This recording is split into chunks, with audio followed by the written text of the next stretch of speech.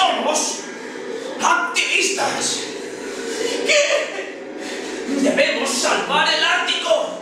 ¿Así? ¿Así cómo? ¿Salir desnudos en el hielo? Sí, no hay otra manera. ¿Pero y si morimos? No nos dejarán morir. Yo soy Alberto Jiménez. Yo soy Fran Daud.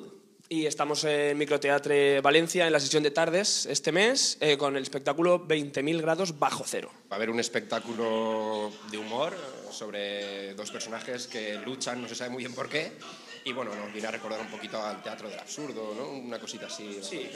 Sí, es humor absurdo, nosotros le hemos añadido el punto clown, vamos a ser dos clowns perdidos en el Ártico y lo que decía Fran, ¿no? Luchando, en un principio tienen claro por qué, pero se va a ir viendo que no lo tienen nada claro, ¿no?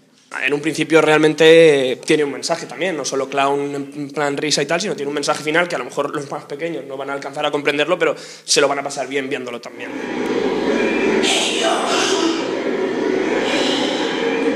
¿Cómo puedes estar tan seguro? Porque no pueden ser tan inhumanos, ¿sabes?